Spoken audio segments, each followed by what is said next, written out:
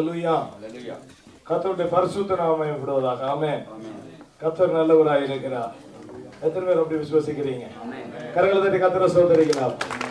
கர்த்தர் நல்லவர். ஆமென். ஹல்லேலூயா. ஹல்லேலூயா. கடல் இறைஞ்சினா என்ன சொல்லுவார் கர்த்தர்?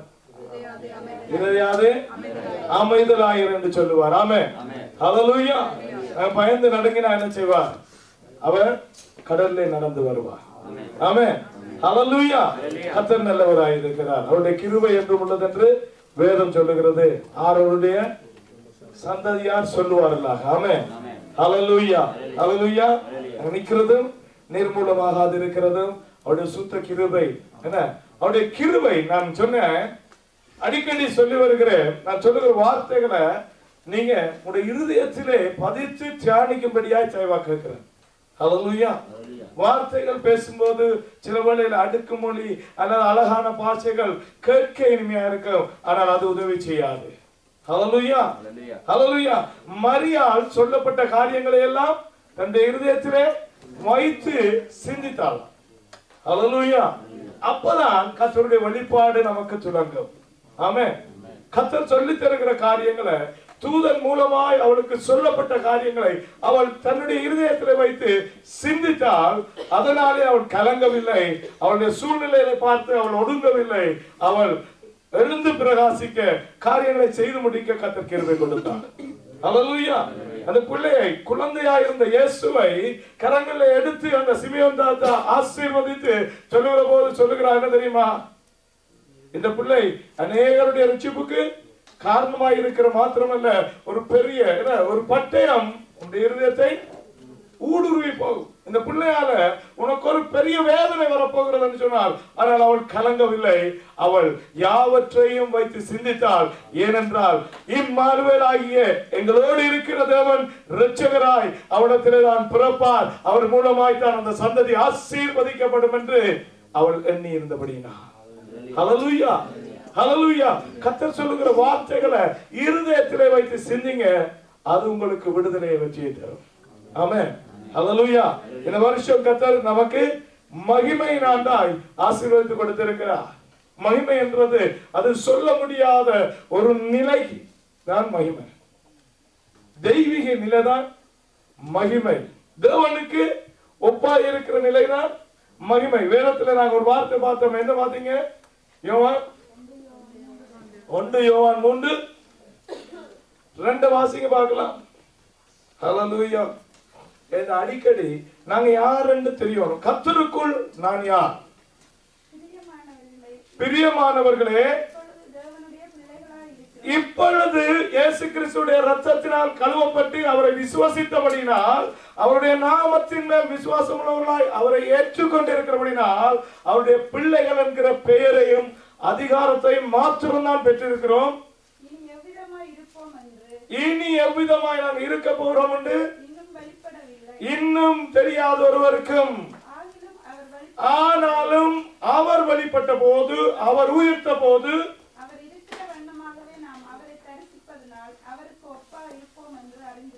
ஹல்லேலூயா. பக்கத்துல சொல்லுங்க, நாங்க இயேசுவுக்கு ஒப்பாய் எங்களை இயேசுவை கொண்டு பிதாவானவர் தங்களுக்கு பிள்ளையாக எடுத்திருக்கிறார். ஹல்லேலூயா. புரியுதா உங்களுக்கு? நீங்க யார் என்று பிசாசு சொல்லும், பிசாசு காரியங்களை சொல்லும். நீ இப்படி இல்லை, நீ இப்படி இல்லை, அப்படித்தான் இப்படித்தான் இப்படித்தான் என்று சொல்லும். ஆனா கர்த்தர் சொல்றார், நீ என்னை அந்த மகிமையில காட்டுறபடினால் எனக்கு ஒப்பான மகிமை கொண்டாய். ஹல்லேலூயா. 3:21 வெளிப்பாட்டுல சொல்லப்படுகிறது என்ன?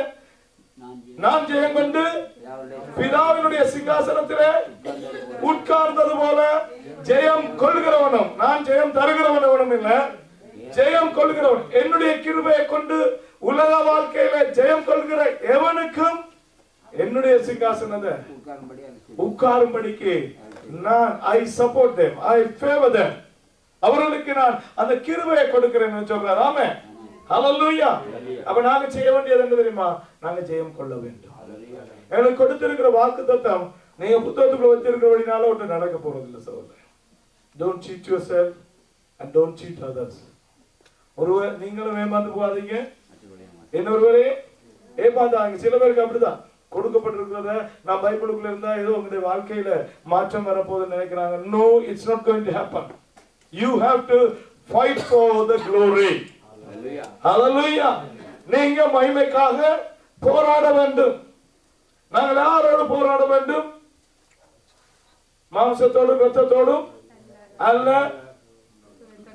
துரைத்தனங்களோடும் அதிகாரங்களோடும் இப்பிரபஞ்சத்தின் அந்தகார லோகாதிபதிகளோடும் வானமண்டலங்களில் உள்ள பொல்லாத சேனைகளோடும் தான் நமக்கு போராட்டம் இருக்கு. ஆனா இந்த சேனைகள் நம்ம மேலே அநேக காரியத்தை இன்ஃப்ளூயன்ஸ் பண்ணிருக்கு. ஆமென். ஹல்லேலூயா. அப்ப மகிமையை நான் காண, நான் போராட பிசாசோடு நேரடியாய் போராடுகிற சந்தர்ப்ப சூழ்நிலைகள் எனக்கு கொடுக்கப்பட்டாலும், முதலாவது நான் அந்தகார லோகாதிபதியோடு வானமண்டலங்களில் உள்ள சேனைகளோடு போராட முன்பதாய் நான் யார் என்றதை அறிந்து கொள்ள வேண்டும். என்றால் எனக்குள்ளே இருக்கிற சுவாபம் தான் மகிமை காணப்படாதபடிக்கு வைத்திருக்கிற மனுஷியமாய் இருக்கிறது. ஹல்லேலூயா. ஹல்லேலூயா. இன்னைக்கு மகிமை காணவில்லை, மகிமை வரவில்லை, மகிமை வரவில்லை. மகிமை வந்துட்டு இயேசு எல்லாவற்றையும் செய்து முடித்து விட்டார். வேதம் சொல்லுகிறது அவர் இளைப்பாறுதலுக்குள்ள போயிட்டார். ஏனென்றால் இனி உங்களுக்காக மகிமையிலே அவர் வேலை செய்ய போகிறதில்லை. He has already worked and finished his work and he has gone into the relaxation. அவர் ஆறுதலுக்குள்ளே கடந்து போய்விட்டார் என்று வேதம் சொல்லுகிறது இல்லையா? அவர் இப்ப ஆறி இருக்கிறார். புதுசா எங்களுக்கு ஒரு மகிமை தரும்படியாய் he is not going to work anymore. அவர் வைத்திருக்கிற மகிமையை நான் பிடிக்கும்படியாய், பிடிக்க முடியாதபடிக்கு எனக்குள்ளே கிரியை செய்கிற மாமிசத்தின் கிரியைகளை நான் கண்டு அந்த கட்டிலே இருந்து வெளியில வர வேண்டும் என்று கர்த்தர் விரும்புகிறார். ஹல்லேலூயா. மகிமையை கெடுக்கிற மனுஷியத்தை கண்டுபிடிக்கும்படியாய் இந்த நாட்களில் கர்த்தர் நமக்கு வேத படிப்பிலே உதவி செய்து கொண்டு வருகிறார். ஆமென். ஹல்லேலூயா. ஹல்லேலூயா. அப்ப தேவனுடைய மகிமையை தடை பண்ணுகிற முதலாவது மனுஷிய இயல்பு என்ன? துக்கம். ஹல்லேலூயா. துக்கம் பாருங்க, துக்கம் மனுஷனுக்கு மனுஷியமாய் இருக்குது. சரியா? மனுஷ உணர்வா இருக்கு. ஆனால் இந்த துக்க சூழ்நிலைக்கு கொண்டு போக வைக்கிறவன் யார்? யாரு? நாங்க நினைக்கிறோம் இவர் செய்யறது, அவர் செய்யறது இல்லையா, கணவன் செய்யறார், மனைவி செய்யறார், பிள்ளை செய்யறார். ஆனா இது அவருடைய பின்னணி யாரு? ஹல்லேலூயா. ஆதாம் ஏவாள் துக்கத்திலே போக உதவி செய்தது யாரு? பிசாசு. ஏன்னா அவனுக்கு தெரியும் துக்கப்பட்ட மனுஷனால் நாங்க வெற்றி பெற மாட்டோம். துக்கப்படுகிறவர்கள் மகிமையை உணர மாட்டார்கள், மகிமையை அவர்கள் கண்டடையவும் மாட்டார்கள். ஹல்லேலூயா. ஹல்லேலூயா. அதனால பிலிப்பியர்களின் நிருபம் 4ஆம் அதிகாரம் 4வது வசனத்திலே இருந்து 6வது 7வது வசனம் வரைக்கும் பரிசுத்த பவுல் சொல்லுகிற போது அவர் என்ன சொல்லுகிறார்? பார்க்காம சொல்லுங்க, பார்க்காம சொல்லுங்க, பார்க்காம சொல்றாங்க சொல்லுங்க. பார்த்து பார்த்து சொன்னீங்கன்னா இப்படிதான் துக்கம் வரக்குள்ள என்ன ரோட்ல போக்குள்ள துக்கப்படுத்தி விட்டுருவாங்க. என்ன செய்வீங்க? பைபிள்ல பிலிப்பியர் 4:4 அது பிலிப்பியர்ல இருக்குன்னு தெரியாது. என்ன செய்வீங்க? இல்ல இல்ல அதுக்கு முதல் 4:4 சொல்லுது கர்த்தருக்குள் எப்பொழுதும் சந்தோஷமா இருந்து துக்கமாய் இருக்க வேண்டாம். அதுபடியாத்தான் நான் மறுபடியும் சொல்லுகிறேன், இல்ல மறுபடியும் சொல்லுகிறேன், சந்தோஷமாய் இருக்க. ஏனென்றா ஒரு தடவை சொன்னாலும் செய்ய மாட்டோம், ஆனபடியா மறுபடியும் சொல்லுகிறேன், நீங்க சந்தோஷமாய் இருங்கள். ஹல்லேலூயா. ஹல்லேலூயா. நீங்க சந்தோஷமா இருக்க முடியாதபடிக்கு என்ன இருந்தா 6வது வசனம் சொல்லுது, உங்களுடைய எல்லாவற்றுக்காகவும் நீங்க என்ன செய்யப்படணுமோ ஸ்தோத்திரத்தோடு கூடின விண்ணப்பங்களினாலே வேண்டுதலினாலும் ஜெபத்தினாலும் கர்த்தருக்கு தெரியப்படுத்துங்க. கர்த்தரோட சண்டை பிடிக்காதீங்க. You just let him know that you are happy with everything. ஹல்லேலூயா. கர்த்தருக்கு சொல்லுங்க எல்லா போராட்டத்தையும் தவறு ஸ்தோத்திரம். ஆமென். வருகிற நிந்தை அவமானம் எல்லாத்துக்காயும் ஸ்தோத்திரம். ஏன்னா அப்படி வரலாற்றி நாங்க எங்களுக்கு தெரியாது, நாங்க இருக்கிற நிலைமைகள் சில வேளையில. ஆமென். நாங்க யாருன்னு தெரியாது, எங்களுக்குள்ள என்ன வல்லமை இருக்கு, எவ்வளவு காரியத்துல நான் ஸ்ட்ராங்கா இருக்கலாம் என்று சூழ்நிலைகள் அல்லாமல் ஒன்றும் எங்களுக்கு விளங்கப்படுத்தாது. ஆமென். இல்லையா? தங்கம் பசும் பொண்ணாகிறதா என்ன செய்வாங்க? பாவம் தானே தங்கம், சுட்டே நான் கஷ்டப்படுத்துவோம் இல்லையா? சுடப்படப்பட என்ன செய்யணும்? 7 தரம் சொல்லுவாங்க, பரிபூர்ணம் பசும்பொன். அல்லேலூயா, அல்லேலூயா. ஒரு தினம் சுடக்குள்ள தங்கத்துக்கு எப்படி இருக்கும்? ஓ வண்டர்ஃபுல் ஃபீலிங். அப்படியா? சுட சுட என்ன செய்ய, சுட்டு முடிய அடிப்பாங்க. சுட்டு அதுல சிலதுகள் அப்படியே சாம்பலாக ஒட்டி கொண்டே இருக்க, தட்ட தட்ட தான் அந்த சாம்பலும் முடியும். அல்லேலூயா. அதுக்கு பிறகு நெருப்பு தண்ணின்னு சொல்லுகிற ஒரு தண்ணிக்குள்ள திருப்பி போடுவான். ஆமா, அசிடுக்குள்ள போட்டுதான் அதை சரியான தங்கமாய் மாற்றி எடுப்பார்கள். அல்லேலூயா. அப்ப நம்முடைய வாழ்க்கையில துக்கம் வந்தாலும் துக்கமாய் இருக்க வேண்டாம் என்று கர்த்தர் சொல்லுகிறார். ஏன் என்று சொன்னால், ஏனென்றால் அந்த சிச்சுவேஷன் உன்னை சந்தோஷமாக்குறதுக்காக கர்த்தர் கொடுத்தது. அல்லேலூயா, அல்லேலூயா. கர்த்தருடைய நாமம் மகிமைப்படுவதாக. அப்ப இரண்டாவது காரியம் என்ன? மனுஷியம் பாரா பட்சம், பட்ச பாவம், பட்சதாவம் இல்ல, பட்சபாதம். ஆமென், அல்லேலூயா. பார்ஷியாலிட்டி. பாருங்க, இதெல்லாம் பிசாசு செய்த காரியம் இல்ல, ஆனா பிசாசினுடைய இன்ஃப்ளூயன்ஸ். எனக்கு எண்ணத்தை கொடுத்தா நான் பிசாசுடைய வழிக்கு வருவேன் என்றது பிசாசுக்கு தெரிஞ்சிருக்கபடினால பிசாசு செய்கிறது. ஆனால் இது முழுவதும் மனுஷிகம் சொல்றது. இது எங்களுக்குள்ளே மறைந்திருக்கிற நரிகளை போல, குழி நரிகளை போல, பூக்கிற காலத்திலே பிஞ்சா இருக்கிற நம்முடைய வாழ்க்கை நல்ல ஆசீர்வாதமாய் போற வேளையில கெடுக்க பார்க்கிற குழி நரிகளும் சிறு நரிகளும் இது. அல்லேலூயா. அப்ப அதுக்கப்புறம் இன்னொன்று படிச்சிருக்கிறோம். இப்ப முக்கியமான ஒரு பகுதிக்குள்ள வந்திருக்கிறோம். என்ன? சுயநலம். சுயநலம். பாருங்க, அப்ப மனுஷீகம் என்ற ஒரு காரியம் இருக்கு, தெய்வீகம் என்ற ஒரு காரியம் இருக்கு, என்ன பிசாசினுடைய தன்மை இன்னொன்று இருக்கு. ஹல்லேலூயா. மனுஷீகம், தெய்வீகம். ஆனால் வேதம் சொல்லுது மனுஷனை கர்த்தர் தன்னுடைய சாயலை படைத்தார். How God create human being? Own image. அவருடைய இமேஜ் போலதான் அவர் உருவாக்கினாராம். ஆனா அப்ப தெய்வத்துக்குள்ளே துக்கம் இல்லை. ஹல்லேலூயா. தேவனிடத்திலே பட்சபாதம் இல்லை என்று சொல்லப்படுகிறது. பட்சபாதம் நியாயப்பிரமாணத்தின்படி பாவம் என்று சொல்லப்படுது. இப்ப சுயநலம் இருக்கு, கர்த்தர் சுயநலமற்றவர்.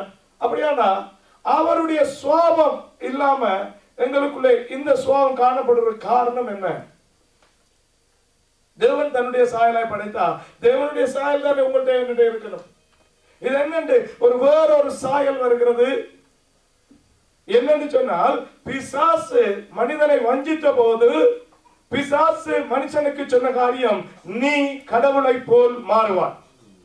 ஹல்லேலூயா, ஹல்லேலூயா. கீழ்ப்படியாமைக்குள்ளே அவர்கள் போகிற போது சகோதரனே, அவனுக்கென்று பாருங்க, தேவனுக்கென்று தெய்வீக சுவாபம் இருக்கிறது போல மனுஷன் கீழ்ப்படியாமையினால் பிசாசினுடைய இன்ஃப்ளூயன்ஸினாலே, பிசாசினுடைய அழுத்தத்தினாலே, பிசாசு கொடுத்த பழக்க வழக்கங்களினாலே பாதிக்கப்பட்டார்கள். அதுதான் மனுஷீகம் சகோதரனே. ஹல்லேலூயா, ஹல்லேலூயா. அப்ப கர்த்தரிடத்துல எந்த சுயநலமும் இல்லை. என்னன்னா நாங்க பார்க்கிறோம், கர்த்தர் சுயநலம் என்ன காரியம் என்று தெரியுமா? Do you know the definition of selfishness? யாருக்காவது தெரியுமா? சுயநலத்தினுடைய அர்த்தம். எஸ், சுயநலம். சொல்லுங்க சொல்லுங்க, சொல்றதெல்லாம் ஒன்றும் பிள்ளை இல்லை. சுயநலம் என்றது very simple. You don't share things. What is the selfish? Selfish because you don't share things with somebody. அது என்னவா இருக்கணும். சில பேர் துக்கத்துல சுயநலம், பகிர்ந்து கொள்ளவே மாட்டான். Some are very selfish about the sadness. They keep it everything inside. Then they go depressed. If they are depressed, then they go to another level, chemical imbalance or paranoid. Amps வரும், சித்த குழப்பம் வரும். ஏன் தெரியுமா? அவன் பகிர்ந்து கொள்கிறது துக்கத்தை. பாருங்க, இப்ப சுயநலம் பண்ணோடனே நாங்க நினைப்போம் துக்கத்தை பகிர்ந்து கொள்றதெல்லாம் சுயநலம் அல்ல. ஆனா என்னிடத்துல இருக்கிறதை இன்னொரு இடத்துல பகிர்ந்து கொள்ளாது சுயநலம் சகோதரர். Whatever you have and whatever you feel, if you don't share with somebody, then you are very selfish. Hallelujah. But God is not selfish. The first thing, கர்த்தர் சுயநலம் இல்லாதவர் என்றதற்கு முதல் காரணம் தேவனிடத்தில் இருந்தது ஒரே சுவாசம். ஹல்லேலூயா. இல்லையா? எங்க இடத்துல எத்தனை பேர் இருக்கு? எத்தனை சுவாசம் இருக்கு? என்ன? கிறிஸ்தவர்கள் தான் கணக்கு சுவாசம், கணக்கு ஆத்துமா, கணக்கு ஆவி இருக்கு. அதனால சொல்ற எந்த ஆத்துமா இல்லையா? நான் எல்லாம் அடிக்கடி சொல்றது எனக்கு ஒரே ஒரு ஆத்துமா தான். நீங்க எல்லாம் யாரு? பாஸ்டர்மாரா இருந்தா அல்லது ஒரு ஒரு ஒரு ஒரு ஒரு ஆத்மாவோட நாங்க தேவனுக்காக காரியம் செய்தா என்ன சொல்றது? ஒரு வருஷம் 2 வருஷத்துக்கு முதல்ல ஒரு சின்ன ஒரு டிஸ்கஷன் வந்தது பாஸ்டர் ஐக்கியத்துல. அது உங்களுடைய ஆத்மாவை எந்த ஆத்மாவை அங்க போறது இந்த வந்து ஆத்மாவா எனக்கு உண்மையா இட் ஸ்டார்டட் இரிட்டேட்டிங் மீ. எனக்கு அது ஒரு ஒரு கரைச்சல் கஷ்டம் மாதிரி இருந்தது. அப்ப நான் கேட்டேன், உங்களுக்கு எத்தனை ஆத்மா? சொல்லுங்க, எங்களுக்கு கிட்டத்தட்ட 50 ஆத்மா, 25 ஆத்மா, 70 ஆத்மா என்னது இருக்கு. அதனால நான் அறிஞ்ச மட்டும் எனக்கு ஒரு ஆத்மா தான் இருக்கு. ஹல்லேலூயா, ஹல்லேலூயா. தேவனிடத்துல இருந்தது ஒரு மூச்சு சகோதரர்களே. உங்களுக்குள்ள இருக்கிறது ஒரு மூச்சு. It's continuously you are breathing. Once you let the breath go outside and then you are died, then you are dead. உங்களுக்குள்ள இருக்கிற மூச்சு ஒரே மூச்சு தான். அது தொடர்ச்சியாய் வெளியில போய் வந்து கொண்டே இருக்கிறது. அது எப்ப இடைவெளி எடுக்கிறதோ அப்போது நாங்கள் மரித்து விடுவோம் மாமிசத்துல. ஹல்லேலூயா. அப்ப தேவனுக்கு இருந்தது ஒரு மூச்சு. போய் வாசிச்சு பாருங்க 2ஆம் அதிகாரம் என்று நினைக்கிறேன், ஆதியாகமம். கர்த்தர் ஒரு காரியம் செய்கிறார், மனுஷனிடத்திலே அதை பகிர்ந்து கொள்கிறார். ஹல்லேலூயா. அவர் மண்ணினாலே மனிதனை செய்து அவர் தன்னுடைய ஆர்வத்தை கொடுத்தாரோ. 7வது வசனத்தை பாருங்க, 2ஆம் அதிகாரம் 7வது வசனம். ஆதியாகமம் 2ஆம் அதிகாரம் 7வது வசனம். தேவனாகிய கர்த்தர் மனுஷனை பூமியின் மண்ணினாலே உருவாக்கி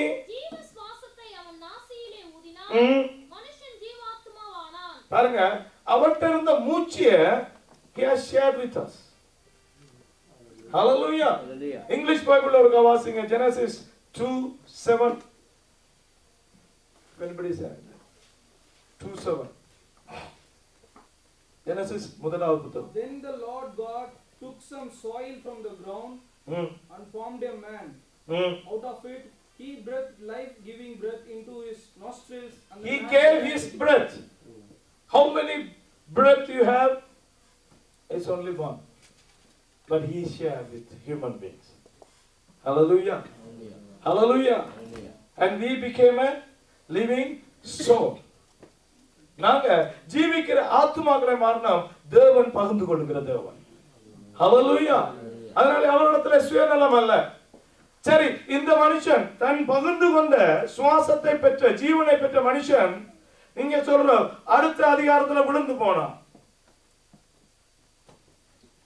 ஆண்டவர் தன்னுடைய சாயலாய் படைத்தார், தன்னுடைய சுவாசத்தை கொடுத்தார். அவன் ஆத்மாவாய் இருந்தான். கீழ்ப்படிய சொன்னார், கீழ்ப்படியவில்லை.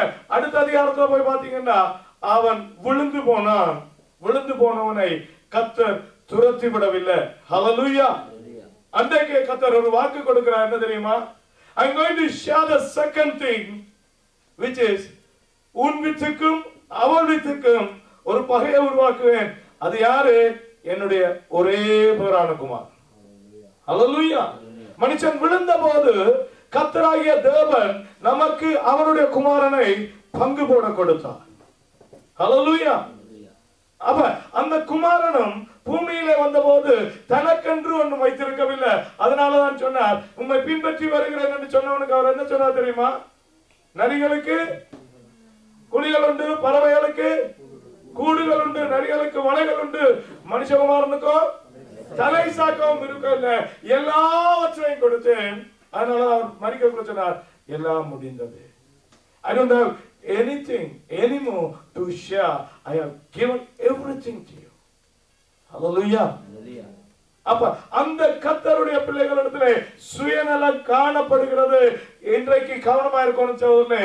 பூமியிலே கடைசி காலத்தினுடைய ஒரு அடையாளம். பூமியிலே there are so many signs have given in the Bible. It's going to happen and you are going to see the things in the nature. பூமி அழிவு வரும், கொந்தளிப்பு வரும், கடல் பிரியும், ஜனங்களுக்குள்ளே கொள்ளை நோய் வரும், எல்லாம் நடக்கும். இயற்கை நடந்து கொண்டிருக்கு. கர்த்தர் சொல்றார், கடைசி காலத்தில் ஒரு காலம் வரும். ஹல்லேலூயா. 2 தீமோத்தேயு 3ஆம் அதிகாரம் 1வது வசனத்திலே பவுலை கொண்டு கடைசி காலத்தை குறித்து எழுதுகிற தீர்க்க தரிசனத்திலே என்ன சொல்லப்பட்டிருக்கிறது? முதலாவது 2 தீமோத்தேயு வாசிங்க. 2 தீமோத்தேயு 3:1 வாசிக்கலாம். கடைசி நாட்களில் கொடிய காலங்கள் வரும் என்று அறிவாயாக. ஆமென். எப்படி எனில் மனுஷர்கள் தற்பிரியராயும் பணப்பிரியராயும் வீம்புக்காரராயும். ஆமென். ஓகே, அது there's a list. மனுஷர் இப்படி இருப்பாங்கல்ல, மாறுவாங்கன்னு சொல்லிருக்கு. அப்ப கிறிஸ்துவினுடைய காலத்தை விட்டு அந்த கிறிஸ்துவினுடைய காலத்துக்குள்ளே கடந்து போகிற போது மனுஷனுக்குள்ளே அந்த கிறிஸ்துவினுடைய ஒரு காரியம் சுயநலம். சொல்லுங்க. Hallelujah. There are so many things you can go and compare with the Christ and the Antichrist. கிறிஸ்து சுயநலமற்றவன், அந்த கிறிஸ்து சுயநலம் உள்ளவன். அவனுடைய காரியம் நமக்குள்ளே வரும் என்று எச்சரிக்கப்படுகிறது. கடைசி கால எச்சரிப்பிலே முதலாவது பகுதி சுயநலமாயிருக்கிறது. ஹல்லேலூயா. ஹல்லேலூயா. அப்ப ஆண்டவர் எச்சரிக்கிறார், நாங்க சுயநலமாய் இருக்க கூடாது, நாங்க செல்ஃபிஷா இருக்க கூடாது, என்னுடைய வாழ்க்கையில நடக்க கூடாது. ஆனா நான் இப்ப கேட்டா, கர்த்தருக்கு ஸ்தோத்திரம், என்ன வேத படிப்புக்கு வர்றவங்க சத்தியத்தை அறிந்து விடுதலை ஆகிக் கொண்டே போகிறபடினால உங்களுக்குள்ள சுயநலம் இருக்கான்னு கேட்டா அன்னைக்கு அநேகம் நீங்க கை உயர்த்தி காண்பீங்க. ஏன்? கர்த்தருடைய சத்தியம் என்னை விடுதலை ஆக்கியிருக்கு, எனக்குள்ள இருக்கிற சுபாவங்கள் எனக்கு தெரிய ஆரம்பித்திருக்கு. ஹல்லேலூயா. ஹல்லேலூயா. என்னை மனுஷன்ட்ட போய் கேட்டு பாருங்க, நீங்க சுயநலவாதியா? If you go and ask somebody, are you selfish? What the answer you will get? என்ன விட கிடைக்கும் உங்களுக்கு? என்ன விட கிடைக்கும்? No, I'm not. Because they don't know that they have that. Hallelujah. That attitude அவங்கள இருக்குதுன்னு அவங்களுக்கு தெரியாது. They don't know. எங்களுக்கு தெரியாமையே நாங்கள் பிழைகளை செய்கிறோம்னா என்ன அர்த்தம் தெரியுமா? நாங்க வஞ்சிக்கப்பட்டிருக்கிறோம். If you don't know that you are doing something wrong, that means you have deceived. நாங்க வஞ்சிக்கப்பட்டு போனோம்ன்றதுக்கு அதான் காரணம் சொல்றேன். கேட்டா எல்லாம் சரிதான், இந்த சைடுல எல்லாம் சரிதான், எல்லாம் சரிதான், எல்லாம் சரிதான். Why? Because I don't know me and something is hiding me from myself. அதான் வஞ்சனை. That is deception. நான் வஞ்சிக்கப்பட்டிருக்கிறதுக்கு ஒரே ஒரு காரியம், நான் செய்கிறது எனக்கு தெரியாம சரி என்று வாதாடி கொண்டிருப்போம். I am right because I have deceived. நான் வஞ்சிக்கப்பட்டு போனேன். மனுஷியம் நம்மை வஞ்சிக்கிறது சொல்றேன். சரி, இதை குறித்து தான் நாங்க படிச்சு கொண்டு போறதுல நாங்க ஒரு காரியத்தை பார்த்தோம். எந்த இடங்களிலே எந்த சூழலிலே இந்த சுயநலம் கிரியை செய்ய ஆரம்பிக்கிறது? எத்தனை பேர் தெரியும்? அதான் that's the topic we have started. இல்லையா? இப்ப எங்களுக்கு தெரியும் சுயநலம் என்கிறது மனுஷியம், ஆனால் அது நேரடியாய் பாவம் இல்லாவிட்டாலும் பாவத்தை வரவழைக்கும். ஹல்லேலூயா. தேவனிடத்திலே இல்லாத சுபாவம் சுயநலம், ஆனா அது என்னிடத்திலே காணப்படலாம். அது காணப்படுகிறது எனக்கு தெரியாம இருக்கிறது வஞ்சனை. ஹல்லேலூயா. தேவனுடைய வேதம் அதான் சொல்லுது, சத்தியத்தை நீங்கள் அறிகிற போதுதான் சத்தியம் உங்களை உங்களிடத்திலிருந்து விடுதலையாக்கும். Hallelujah. Hallelujah. Nothing else is going to deliver you from yourself. Only the truth. You shall know the truth and truth shall deliver you. Hallelujah. இன்னைக்கு அநேகருக்கு அதை கற்றுக்கொள்ள விருப்பம் இல்லை சகோதரர். சிலருக்கு தாங்களே இதுதான் என்றதை ஏற்றுக்கொள்ள மனம் இல்லை, ஏற்றுக்கொள்ள முடிகிறது இல்லை. ஏனென்றால் நமக்கு அறிந்து விடுதலையாக விருப்பம் இல்லை. விடுதலையாக சத்துருவானவன் நம்மை விட மாட்டான். ஹல்லேலூயா, ஹல்லேலூயா. சரி, எந்த சூழலில எந்த நிலைமைகளிலே இந்த சுயநலம் கிரியை செய்ய ஆரம்பிக்கிறது? முதலாவது, உலக ஆசை வருகிற போது சுயநலம் நமக்குள்ளே வரும். ஹல்லேலூயா. எந்த வார்த்தை வாசிங்க? 1 யோவான் 3:17 வாசிங்க. 1 John 3:17. ஒருவன் இவ்வளவு ஆஸ்தி உடையவனாய் இருந்து தன் சகோதரனுக்கு குறைச்சல் உண்டென்று கண்டு தன் இதயத்தை அவனுக்கு அடைத்துக் கொண்டால் அவனுக்குள் தேவ அன்பு இல்லை கொள்கிறபடி. ஹல்லேலூயா. என்ன தெரியுமா, இந்த பூமியில இருக்கிற ஆஸ்திகள், இந்த சொத்துக்கள், காரியத்தை எனக்கென்று பகிர்ந்து கொள்ளாமல் வைத்திருக்கிற போது சுயநலம் அங்கே பெருக பார்க்கிறது. ஹல்லேலூயா. எனக்கு என்ன போய் பாருங்க, ஏசாயாவின் புத்தகத்துல 5ஆம் அதிகாரம் நினைக்கிறேன், அங்கே சொல்லி ஒரு பாடல் ஒன்றை தீர்க்கதரிசி எழுத ஆரம்பிக்கிறான். சொல்றான், என் நேசருக்கு அருமையான மகா மாட்டிலே ஒரு திராட்சை தோட்டம் உண்டு. இப்பொழுது நான் என் நேசரிடத்தில் அவருடைய திராட்சை தோட்டத்தை குறித்து என் நேசருக்கு ஏற்ற ஒரு பாட்டை பாடுவேன். என் நேசருக்கு மகா செழிப்பான மேட்டிலே ஒரு திராட்சை தோட்டம் உண்டு.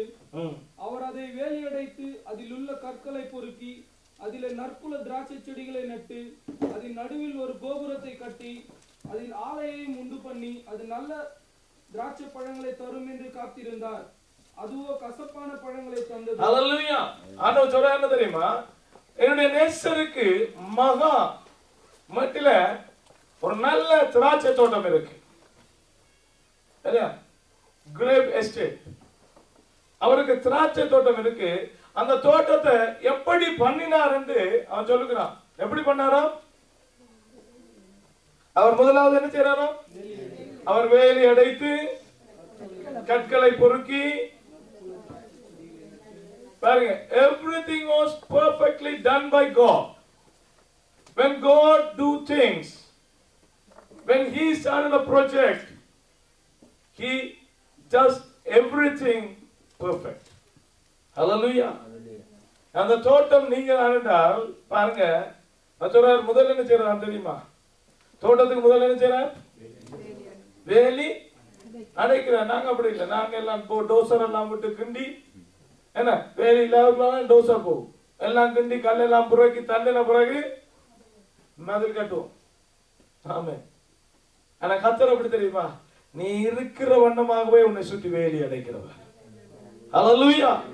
உனக்குள்ள கற்கள் இருக்கு, குறுக்கள் உழைத்திருக்கு, நிலம் பண்படுத்தப்படவில்லை. You are not so good, but he protect you at once.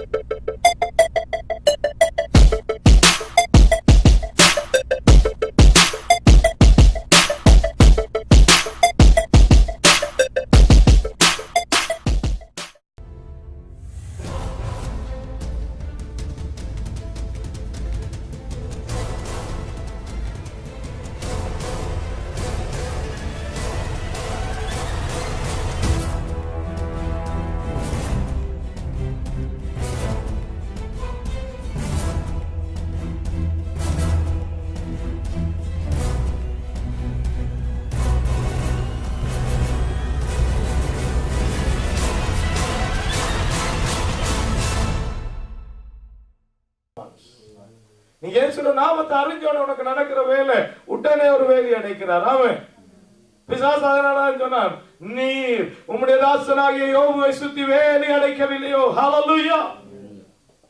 நான் அடைச்சிருக்கிறேன். நீ எப்படி இருக்கிறாய் என்று பார்த்துட்டு ஆண்டவர் கிரவுண்ட் இருக்குல்ல, ஆண்டவர் எந்த கிரவுண்ட் எப்படி இருக்கு, கல் இருக்கு, முள் இருக்கு, எல்லாம் இருக்கு அந்த தோட்டத்துக்குள்ள. ஆனா முதல் வேலி அடைக்கிறார். ரட்சிப்பு உன்னை சுத்தி வேலி அடைக்கிறது, பிசாசு தொட முடியாது. ஹல்லேலூயா. அதுக்கப்புறம் என்ன செய்யறாராம்? வேலி அடைத்து கற்களை பொறுக்கி. ஏன்னா கல்லு என்ன கல்லு? முதல் மேலுக்கு தெரிகிற கல்லெல்லாம் பொறுக்குவான். என்ன பெரிய பெரிய பாவங்கள் எல்லாம் நம்ம விட்டு போவோம். அதுக்கு பிறகு கிண்டி கிண்டி கிண்டி கிண்டி சின்ன சின்ன இருக்கிற சுவாபமாகிய கல்களை பொறுக்குவார். எப்படி கல்லு? பெருமை, பொறாமை, எரிச்சல், வைராக்கியங்கள், கோபங்கள், சண்டைகள் எல்லாம் பொறுக்குவார். எல்லாம் பொறுக்கி எறிஞ்ச பிறகு அவர் என்ன செய்யறாரா? பக்கத்து பார்த்து சொல்லுங்க, நீங்க நற்குல திராட்சை செடிகள். அல்லேலூயா, அல்லேலூயா. காட்டத்தை மரமாய் இருந்தங்களை நல்ல அத்தி மரத்தோட ஒட்டி நற்குல திராட்சை செடிகள். You are a hybrid. ஆமென். அல்லேலூயா. நல்ல திராட்சை செடியா கொண்டு வந்து நாட்டுறாராம். இயேசு கிறிஸ்துவினுடைய பண்பாகிய நல்ல திராட்சை செடி. அவர் சொன்னாங்க, நானே திராட்சை செடி, நீங்கள் யாரு? நீங்க கொடிகள். ஹல்லேலூயா. அப்ப செடியில இருக்கிறது கொடியில வரணும். ஆனா இங்க என்ன நடந்தது தெரியுமா? நல்ல திராட்சை செடி, நல்ல குல திராட்சை செடி இயேசு உனக்குள்ளே புதைக்கப்பட்டிருந்தாலும் உன்னுடைய கனி கசப்பை கொடுத்ததா. ஹல்லேலூயா. என்ன அதிசயம்! என்ன வேதம் சொல்லுது? நல்ல கனி, நல்ல செடி நல்ல கனியத்தை கொடுக்கும். ஆனா இங்க பாருங்க, நல்ல திராட்சை செடி கசப்பான பழங்களை கொடுத்தது. அப்படின்னா என்ன? மரம் நல்ல திராட்சை செடி இயேசு நல்ல குல திராட்சை செடி. அவருடைய சுவாபம் எனக்குள்ள வந்திருக்கு. ஆனாலும் அதை விட பெரியது என்னுடைய சுவாபம், என்னுடைய பழக்க வழக்கம் இன்னும் மாறல. என்ன செய்யுது? கனி கசப்பாய் வருது. திராட்சை செடி நல்லது, ஆனால் கனி என்ன செய்யுது? இன்னைக்கு கிறிஸ்தவர்கள் நல்லவர்கள், ஆனால் அவருடைய கனி கசப்பாய் இருந்தது. இதனால என்ன செய்தாராம்? அவர் முன்னுக்கு எப்படி செய்து வந்தாரோ அப்படிதான் பின்னுக்கு செய்து கொண்டு போவார். He expect. சில காலம் அவர் காத்திருக்கிறார். இயேசு கிறிஸ்துவாகிய நல்ல குல திராட்சை செடியை சிலுவையிலே அடிக்க கொடுத்து அவரை எருவாக மாற்றி எங்களுக்குள்ளே அது வரட்டும் என்று காத்திருக்கிறார். ஆனால் அதுவும் கசப்பான பழங்களை கொடுத்தது. என்ன? இப்போதும் அதற்கு நான் நியாயம் செய்ய போகிறேன். I did everything perfect, but the result was very bad. And I did so many things and I expect something good, but then something went wrong. தெரியுமா? இனி ஒன்னும் செய்ய மாட்டாங்க. இனி என்ன செய்வான்? முதல்ல வேலி அடைச்சபடியா இப்ப வேலியை முதலாவது என்ன செய்வார்? என்னத்தை தந்தாரோ அதைத்தான் முதலாவது எடுத்தார். அவர் ஒழுக்கமான ஒழுங்குள்ள கர்த்தர். ஆமென். அல்லேலூயா. வேலி எடுப்பேன் என்ன நடக்குமோ? இப்போது நான் என் திராட்சை தோட்டத்துக்கு செய்வதை உங்களுக்கு அறிவிப்பேன். அதன் வேலியை எடுத்து போடுவேன், அது மேய்ந்து போடப்படும். அதன் அடைப்பை தகர்ப்பேன், அது மிதித்து போடப்படும். அதை பாழாக்கி விடுவேன். அதன் கிளைகளை நறுக்கப்படாமலும் களை கொத்தி எடுக்கப்படாமலும். சில பேர் நினைக்கிறேன் என்ன தெரியுமா? நான் எப்படியுமே செய்து கொண்டு இருக்க, நான் எப்படியே என்னுடைய சுயநீதியில சுயத்துல எல்லாத்திலையும் நான் செய்து கொண்டிருக்கேன். கர்த்தர் ஒரு நாளும் என்னைய சிச்சிக்கிறது இல்லையா? நிறைய பேருக்கு பிரச்சனை என்ன தெரியுமா? தண்டனை வராதபடியினால் அவருடைய இருதயம் இருமாப்படைந்திருக்கிறது. சில பேருக்கு தண்டனை வார இல்லை. ஏன் தெரியுமா? கர்த்தர் சொல்ற, நான் நறுக்கிறது இல்லை. பின்னுக்கு இயேசு சொல்லக்கூடாது தெரியுமா? என்ன செய்யறா? அவர் கொடுக்கிற கனி கொடுக்கிற மரம் எதுவும் அதை அவர் சுத்திகரிக்கிறார் என்றால் அது மிகுந்த கனிகளை கொடுக்கும்படி. இது நல்லதாய் கொடுக்காவினால அவர் வெட்டுறதில்லை. சில பேரை சிக்ஷிக்கிறதுனால சில பேர் நினைச்சிருக்காங்க நான் நீதிமான் என்று. அல்லேலூயா. ஆனா அதுவும் ஒரு punishment. If God is not pruning you, that means that's a punishment. ஏன்னா நீதிமானுக்கு பூமியிலே சரி கட்டப்படும். ஹalleluya, ஹalleluya. என்ன சிச்சிக்கிறாரா? ஏனென்றா கர்த்தர் இஞ்சியே வட்டி வட்டி வட்டி வட்டி நல்ல கனியை எடுத்துருவார். கணவரை வெட்டுறதுல என்னது வெட்டுறா? நீ காணாவே போ. ஏன்னா அதுக்கப்புறம் என்ன செய்வேன்? தடுத்து போடுவேன். அதனால என்ன நினைக்குமா? முச்செடிகளும் நெருஞ்சில்களும் முளைக்கும், அதன் மேல் மழை பெய்யாதபடிக்கு மேகங்களை கட்டளையிடுவேன் என்கிறார். அதுக்கப்புறம் சொல்றாரு, சேனைகளின் கர்த்தருடைய திராட்சை தோட்டம் இஸ்ரவேல் வம்சமே, அவருடைய மனமகிழ்ச்சியின் நாற்று யூதாவின் மனுஷரே, அவர்கள் நியாயத்துக்கு காத்திருந்தார் இதோ கொடுமையும், நீதிக்கு காத்திருந்தார் இதோ முறைப்பாடும். என்ன தெரியுமா முறைப்பாடு? என்ன தெரியுமா? கசப்பான பழங்கள். அடுத்த வசனம் சொல்றது, வாசிங்க. கர்த்தர் எல்லாம் செய்து பார்த்துட்டு இருக்கிறார். கசப்பான பழங்கள் என்னன்னு சொல்லப்படுது, வாசிங்க. தாங்கள் மாத்திரம் தேசத்தின் நடுவில் வாசமாய் இருக்கும்படி மற்றவர்களுக்கு இடமில்லாமல் போக மட்டும் வீட்டோட வீட்டை சேர்த்து வயலோட வயலை கட்டுகிறவர்களுக்கு ஐயோ. ஆமென். இவ்வளவுதான் கசப்பான செய்தி. ஹalleluya. மற்றவனுக்கு கொடுக்காம எனக்கு வீட்டுக்கு வீடு மேல, வயலுக்கு மேல வயல், காருக்கு மேல கார், இல்லையா? இருக்கிறதுக்கு மேல இருக்கிறது. மனம் திரும்புதலின் கனியை காணவில்லை. ஹalleluya. எல்லாரும் ஆவியோட கனியில தான் இன்னைக்கு இன்ட்ரெஸ்ட். ஆவியோட வரங்கள்ல எல்லாருக்கும் ஒரு விழுப்பு. ஏன்னா அதுல ஒரு பெரிய அட்ராக்ஷன் இருக்கு, இல்லையா?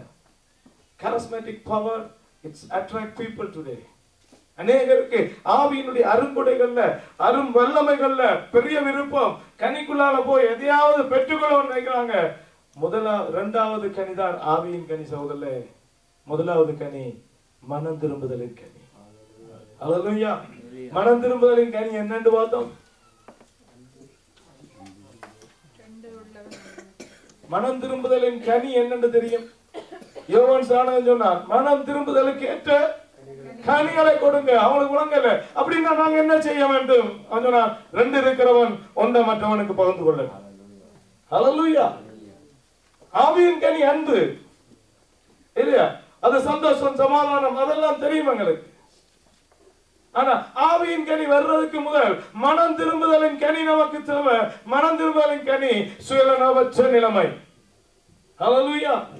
If you are not selfish only, you can give the fruit of Holy Spirit.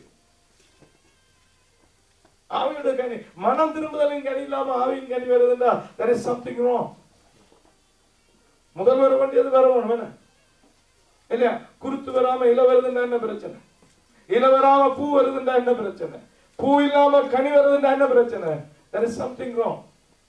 அது உண்மையானது அல்ல, உருப்படியானதும் அல்ல, அது நிலைத்திருக்கிறதும் அல்ல.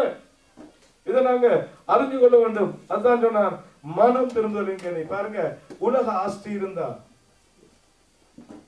செல்ஃபிஷ் என்ற பண்ணும். அது உங்களுக்கு உலகத்துல ஆசை இல்லை. ஆட்டை கேட்டாங்க கொண்டு வந்தாங்க, கொண்டு போகலாம். அப்ப என் வீட்டுக்குள்ள இடம் கொடுக்காம இருக்கல, கொண்டு போறீங்களா? கேட்டு பாருங்க, யாரு என்னத்தை கொண்டு போறோம்? தத்துவம் காய்க்கிறா என்ன சூப்பரா காய்க்கலாம், கொண்டு வந்தாங்களா கொண்டு போறோம். எல்லாம் எல்லாத்தையும் விட்டுட்டு தான் போறோம், எல்லாத்தையும் விட்டுட்டு போறாண்டா. இப்ப ஒரு துண்டை இன்னொருவனுக்கு விட்டு கொடுத்தா என்ன இல்லையா? உலக ஆசை. நாங்க சொன்னவங்களுக்கு உலக ஆசை இல்லைன்னு, the comfortable make you and guide you to the material things. கம்ஃபர்டபிளா இருக்க நினைக்கிறோம் எல்லாம். கம்ஃபர்டபிள் என்றது என்ன தெரியுமா? that is selfish. தெரியுமா? சுகபோகம்ன்றது செல்ஃபிஷ். நான் சரியா படுத்து, எனக்கு ஒரு கட்டில், எனக்கு ஒரு மெத்தை, என்னை டிஸ்டர்ப் பண்ணக்கூடாதுன்னு நினைக்கிறது சுகபோகம். சுகபோகத்துக்கு பின்னால இருக்கிறது சுயநலம். ஆமென். There's nothing wrong with enjoying what God blessed with, but don't be selfish. You share things with other people, because my God he has shared his life with you. தேவன் தன்னுடைய வாழ்க்கை மூச்சுன்றது என்ன? என்ற ஜீவன். தேவன் தன்னுடைய ஜீவனை என்னோட பகிர்ந்து இருக்கிறார். What else he can give? இதுக்கு மேல என்னதை கொடுக்கலாம்? எஸ் சொன்னார், என்னுடைய ஜீவன் உங்களுக்காக கொடுக்கிறேன். குமார் பரிசுத்த ஆவியானவர் சொன்னார் தெரியுமா, நான் உங்களோடயே கலந்து இருக்கிறேன். பழைய ஏற்பாடு மாதிரில புதிய ஏற்பாடுல சொல்லப்படுகிற பரிசுத்த ஆவியானவர் எப்படிப்பட்டவர் தெரியுமா? அவர் உங்களுக்குள்ளே வாசம் பண்ணுகிற ஆவியானவர். Hallelujah. He wants to share things. How come that we couldn't share? Because we became so comfortable. Why we are comfortable? Because God is blessing us. When God bless you, He always bless to bless somebody. நல்ல ஞாபகம் சொல்லுங்க, தேவன் ஆசீர்வதிக்கிறது எனக்கு இந்த குடும்பத்துக்கு இல்ல. Never ever think that I am so good and I am a righteous person, or my daddy or mommy did so many things, because of that I am blessed. No, God is blessing you to bless somebody. Hallelujah. கர்த்தர் கொடுத்த அதான் சொல்ற, ரெண்டு தந்திருக்க உனக்கு. ஒருவனுக்கு ஒன்றுமில்லாவிட்டு இருக்கிற. Why? ஏனென்றா நீ ஒன்றை கொடுக்கணும். உனக்கு ரெண்டு தந்திருக்கிறேன், ஒருவனுக்கு ஒன்றும் கொடுக்கவில்லை. ஒருவனுக்கு ஒன்றும் கொடுக்கவில்லை. அப்ப ஏன் ரெண்டு தந்தனா? ஏன்னா நீ இன்னொருவனுக்கு கொடுக்க வேண்டும். ஹல்லேலூயா, ஹல்லேலூயா. ரெண்டு இருந்து ரெண்டுல ஒன்றை கொடுத்தாலும் அது என்ன? பாவிச்சத பணத்தை தான் கொடுப்போம். கொடுக்கறத பத்தி ஒரு போதகர் அல்லது இவர் சாதுசில பாட ஒரு பழைய அதுல சொல்லும் போது சொல்றாரு, என்ன கொடுக்கறனா கிறிஸ்தவனுக்கு இருக்கிற போராட்டம் என்ன? விரோத்திருந்தா சாரி சாரி சாரியா தொங்குவான். ஆனா அதை கொடுத்து கொள்ள விருப்பம் இல்லையா? கொடுத்துட்டு இருக்கக்குள்ள எங்கேயும் பொத்தல் விழுந்துருமா? அட பொத்தல் விழுந்த சாரியை சும்மா வருவதாண்டு வட்டி கேட்டுன்னு போட்டுவாங்க. ஆமே, கேட்டுனா இருந்த சாரி கொஞ்ச நாள் ஊத்தையாகி அதை கழுவையில ஒண்ணு செய்யலாம். சரி, நீ என்ன செய்யலாம்டா? அடுப்பங்கரையில பானை தூக்குறதுக்கு வச்சிருப்பான். கொடுக்கறதுக்கு மனம் பெறாது. ஹல்லேலூயா. அண்ணா சொல்றாரு, material things can make you selfish. Be careful about it. ரெண்டு இருந்தா ஒன்று கொடுக்குற சுபாவத்தை பழகுங்க. சின்ன பிள்ளைகளுக்கு பழக்குங்க. சின்ன பிள்ளைகளுக்கு பழக்குங்க. சொல்லி S, give it to her, give it to him. கொடுங்க, கொடுத்து விளையாட பழகுங்க. தொட்டில் பழக்கம் சுடுகாடுதல். சின்ன நீங்க கொடுத்தீங்கன்னா காணிக்க போட கொடுங்க. அநாத பிள்ளைகளுக்கு கொடுக்கறதுக்கு கொடுங்க. விதவைகளுக்கு கொடுக்கறதுக்கு கொடுங்க. கொடுக்க பழகுங்க. கர்த்தர் அதனாலதான் செக் பண்றார் சகோதரர்களே. தேவன் அவர் 50வது சங்கீதத்தில் சொல்றார், பூமியும் அதன் நிறைவும் என்னுடையது, வானத்திலே பறக்கிற பறவைகளை நான் அறிவேன் இல்லையா, மலைகளிலே நடமாடுகிற அத்தனை காரியங்களும் என்னுடையவைகள். நான் ரத்தத்தை குடிக்கிற மாதிரி எனக்கு மாட்டை ஆட்டை வெட்டி கொண்டு வைக்கிறீங்க. No, I am not interested, but I am interested to see whether you can share your blessing. That is the only reason. எனக்கு விருப்பம் இல்லை, ரத்தம் விருப்பம் இல்லை, இறைச்சி விருப்பம் இல்லை. எப்பயாவது சாப்பிட்டு காட்டணும். நம்முடைய தேவன் எங்கேயாவது பல்லு வச்சு ரத்தத்தோட 8-10 கைகளோட எல்லாம் செய்து கொண்டிருக்கிறார் இல்ல. அவர் தன்னிடத்துல இருக்கிற ரத்தத்தை நமக்காக கொடுத்தவர். அவர் சொல்ற, நீ கொண்டு தாரதில்லை இல்ல, நான் உன்னை சோதிக்கும்படியா, உன்னை ஆசீர்வதிக்க பரீட்சிக்கும்படியாய் நான் சொல்றேன், கொண்டு கொடு. ஹல்லேலூயா. ஆனா நாங்க அதை நினைக்கிறோம் சகோதரர்களே. ஏண்டா God, he thinks that we are his children and he is teaching us to share things. எப்படி நாங்க சின்ன குழந்தைகளை படிப்பிக்கிறோம் அப்படிதான் கர்த்தர் விரும்புகிறார். ஹல்லேலூயா. இரண்டாவது காரியம் என்னவாம்? உலக காரியம். முதலாவது சூழ்நிலை சகோதரர்களே. இரண்டாவது நமக்கு கொடுக்கப்பட்டிருக்கிற ஆற்றல்களும் வல்லமைகளும் சுயநலத்தை கொண்டு வருகிற அடுத்த காரணியா இருக்கு. முதலாவது காரணி உலக பொருட்கள், உலக ஆசை. இரண்டாவது காரணி என்ன? எங்களுக்கு இருக்கிற திறமைகள், திறன்கள், ஆற்றல்கள். அதை நம்மளை என்ன செய்ய வைக்குமா? சுயநலமாக்கும். எப்படி செய்வாங்களாம் வாசிங்க. ஆவிக்குரிய சூழ்நிலையில இருக்கிற நிலைமையில நான் சொன்னேன். பார்க்கலாம் இந்த காரியம் என்ன பார்த்தது. எனவே புதுசா இன்னைக்கு வந்திருக்கிறபடினால I am giving the introduction, then we go inside. சரி வாசிங்க. எசேக்கியேல் 34:18-22.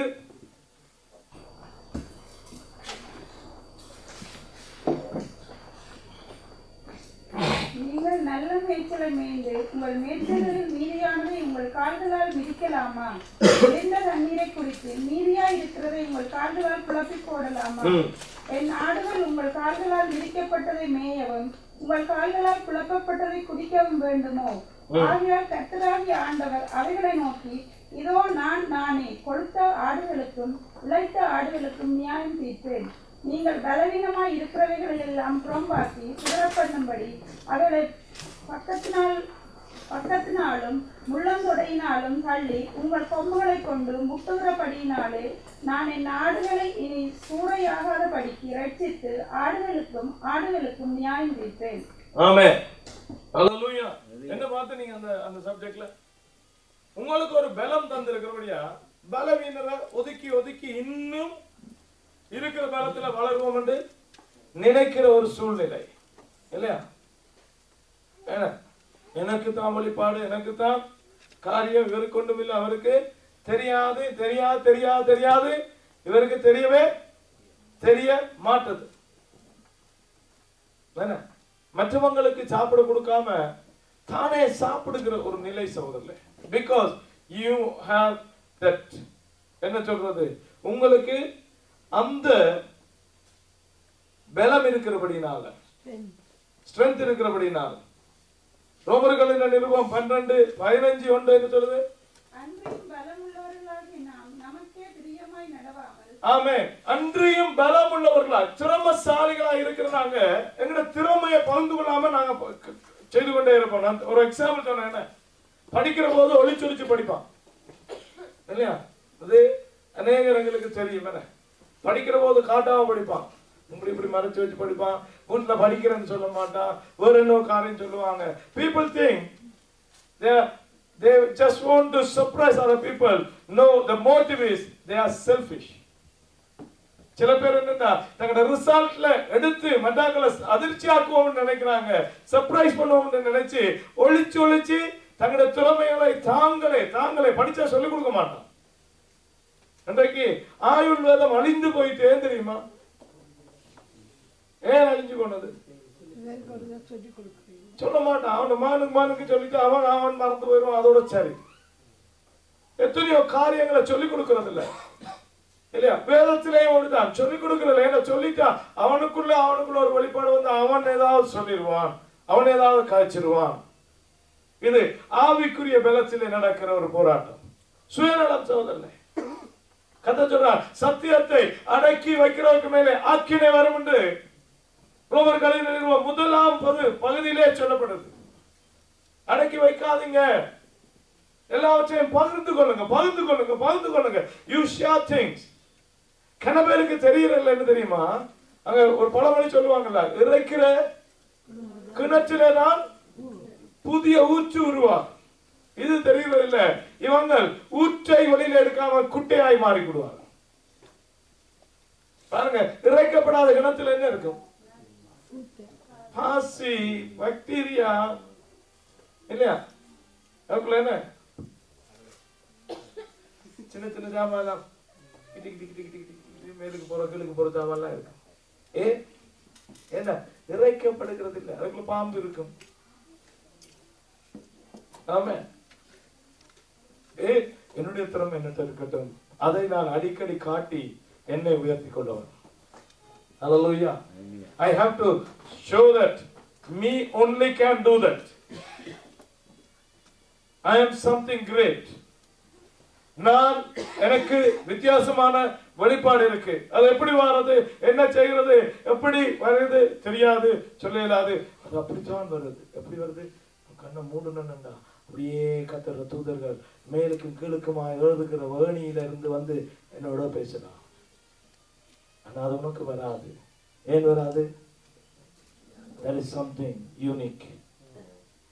விசேஷித்த காரியம் அழைப்பு இருக்கு, அங்க ஒண்ணுமே இல்லை. கத்த சொல்ற எல்லாரும் எல்லாரும் எல்லாரும் தேவனுடைய ஹல்லேலூயா ஹல்லேலூயா.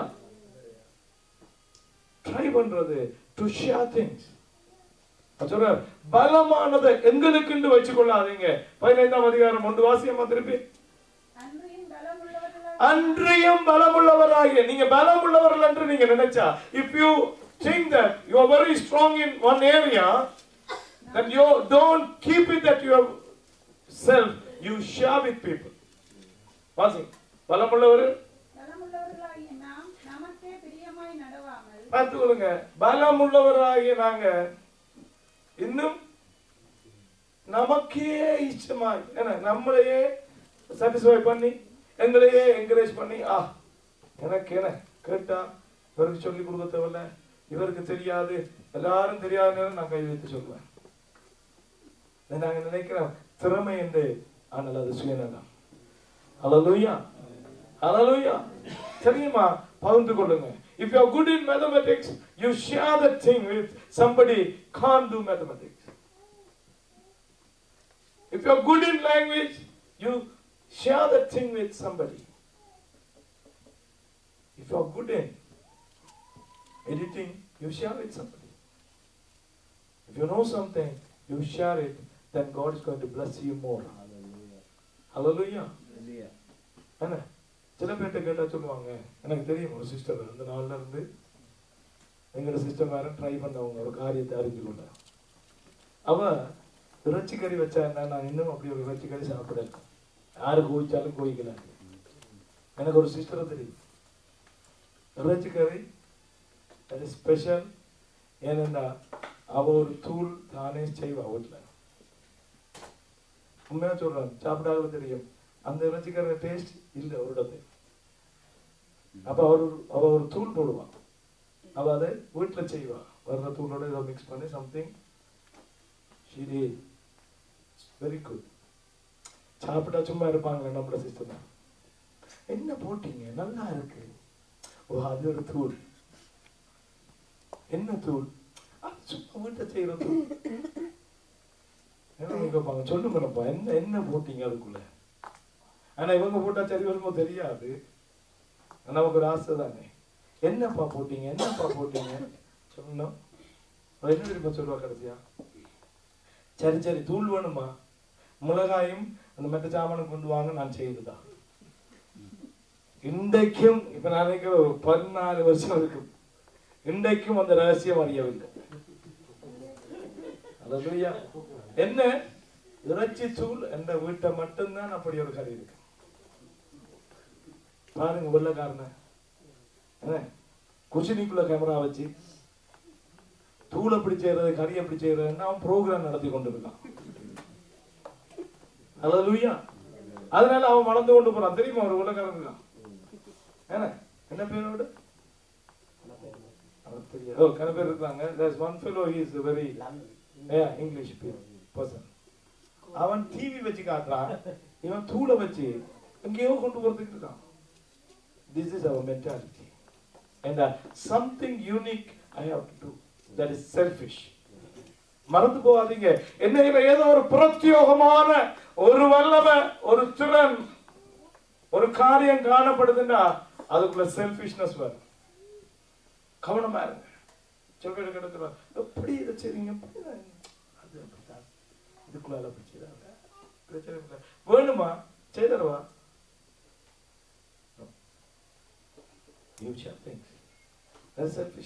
அடுத்தது வாசிங்க, ஏசாயா 56:11 வாசிங்க பாப்போம். பகுத்தறிவில்லாத மேய்ப்பர் 56:11. திருப்தி அடையாமல் இருக்கும் பெருவயிற்று நாய்கள், பகுத்தறிவில்லாத மேய்ப்பர், அவர்களில் ஒவ்வொருவனும் தன் தன் வழியையும் அவனவன் தன் தன் மூளையிலிருந்து தன் தன் பொழிவையும் நோக்கி கொண்டிருக்கிறான். என்ன மேய்க்கிறதுல இருக்கிற சுயநலம். மேய்ப்பர் நானும் அதான் என்ன நாங்களா இருக்கிறோம் சொல்லிக் கொடுக்காத இருக்கிறதா.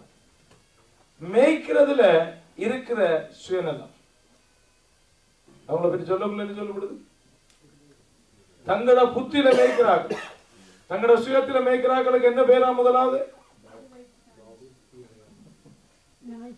என்னவோ?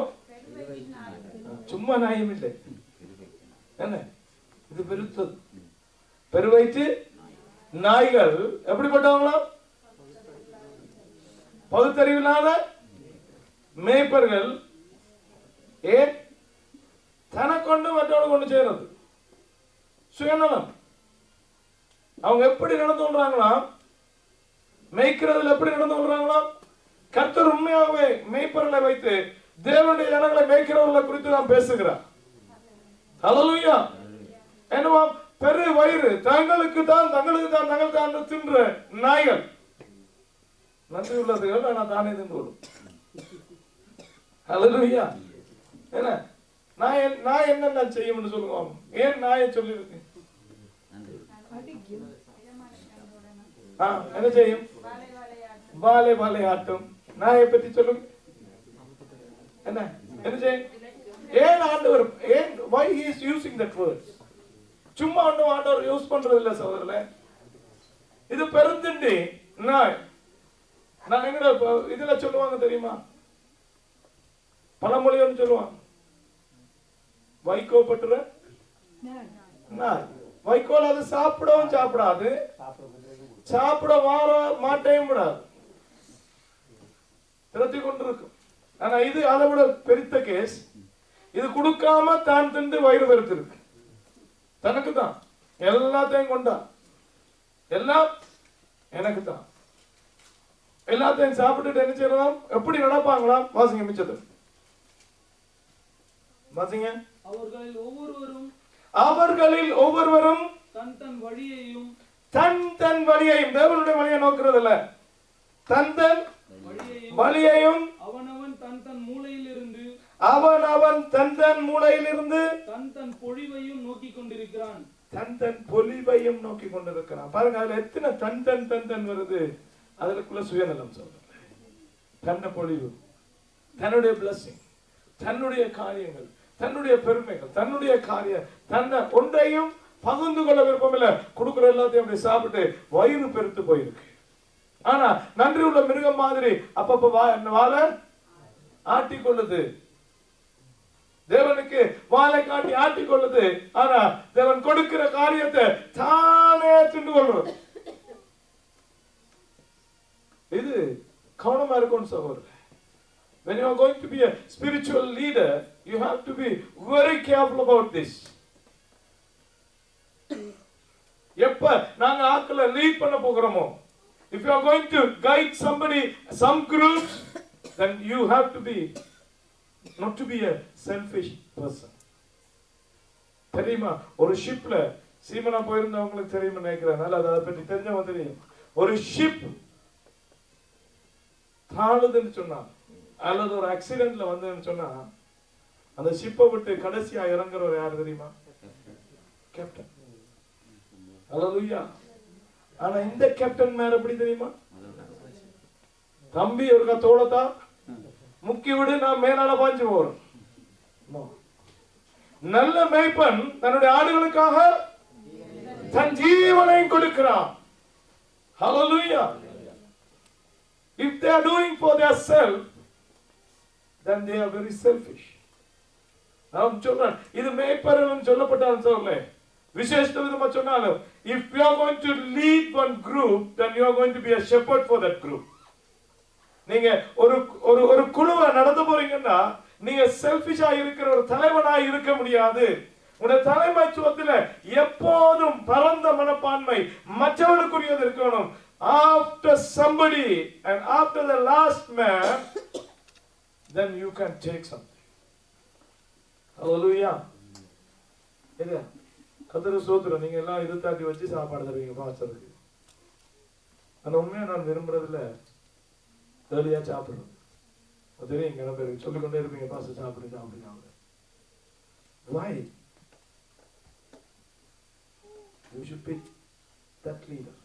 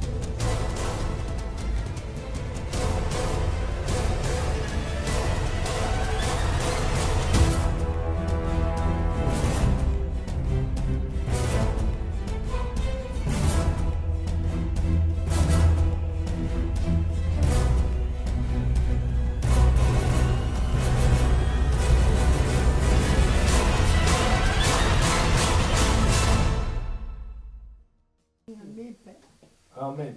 அல்லேலூயா. ஒரு மர்மம்னு சொல்ல ஆவட்டி. கர்த்தருக்கு ஸ்தோத்திரம். இல்லையா? அது பழகும். Leaders don't say that I'm okay இது சின்ன ஒரு பாட்டு குரூப்புக்கு தான் நான் லீடர். இல்ல, பாட்டு குரூப்ல இருக்கிற எல்லாருக்கும் பகிர்ந்து கொடுத்து நீ கடைசியா அனுபவிக்க. நீ யூத்துக்குள்ள இருந்தா யூத் எல்லாத்தையும் பார்த்து அவர்கள் எல்லாம் சாப்பாடு மட்டும் இல்ல சோதனை. யூ ஹேவ் டு நமக்குள்ள அந்த காரியம் வரணும் கத்த விரும்புகிறார். இந்த சுவாபங்களுக்குள்ள இருந்தா automatically you will be a leader one day. நீங்க பகிர்ந்து கொடுத்து காரியத்தை செய்து பாருங்க. God will make you as a good leader. இல்லையா? என்ன அல்லேலூயா சொல்லிட்டு இருக்கா. ஆமென். அவன் தன் புத்தியினால தன் பொலிவு தான் ஷைன் பண்ணணும். நான் இருக்கணும் அப்படியே நின்று என்ன எல்லாரும் முது கொடுத்து இருக்கணும். இல்ல, நல்ல தலைவன் கீழுக்கு இருக்கிறவன். ஹல்லேலூயா, ஹல்லேலூயா. இயேசு நல்ல மேய்ப்பர். அவர் பெரும் வயிறு நாயா அதுக்கு ஒப்பிடலாமா? அவர் இயேசு உண்டா இல்ல? Go and think and check Jesus.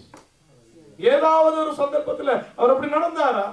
நடக்காதபடியா தான் நடக்காதவர்னு சொல்லணும். இயேசுவா இருக்கிறபடியா சொல்லக்கூடாது. அவர் அதை ப்ரூவ் பண்ணார். நல்ல மேய்ப்பன் தன்னுடைய ஆடுகளுக்காக தன் ஜீவனை கொடுக்கிறார். ஹல்லேலூயா. நதி ஓனாய் வருகிற போது அவன் ஓடுறவன் அல்ல, இவன் ஓடிடுவான். இது ஓடிடும். தம்பி நின்று ஜெபிங்க, பிசாசுன பிரச்சனை உள்ள இருக்கு, நீங்க ஜெபிங்க, நான் வீட்டை போறோம். முடியல இருக்கான் என்ன? நீங்க போய் ஜெபிங்க, நான் வீட்டை இருந்து ஜெபிக்கிறோம். I'm not telling the example, I'm sharing the reality. அந்த ஊழிய வாழ்க்கையில ஆரம்ப நாட்கள்ல ஊழியத்துல இல்ல, விசுவாச வாழ்க்கையில ஆரம்பத்துல இப்படியெல்லாம் நடந்திருக்கு. நீங்க போங்களா, நீங்க போங்க, ஆண்டவர் செய்வார். நான் வரணும், 2 பூமி இருக்கு, நீங்க போங்க, பிசாசு ஓடும். ஓடுங்க. ஹல்லேலூயா. இல்ல, if you are going to be a leader, இல்லையா, அது உங்களுக்கு தேவையா? இங்க பாருங்க, பாத்தீங்கன்னா பிள்ளையான லீடரா போயிருவீங்க. பெருந்தண்டி பெரு வைத்து நாய்களாய் மாறி விடுவீர்கள். சொல்றத இருதயத்துல வைத்து சிந்திங்க. ஹல்லேலூயா. சரி, அப்ப லீடர்ஷிப்புக்குள்ள சுயநலம் வர பார்க்கும். ஒரு நாளும் அந்த சுயநலத்தினாலே பாதிக்கப்படாது. ஏன்னா இவ்வளவு நாள் நடந்திருந்தா பரவாயில்ல.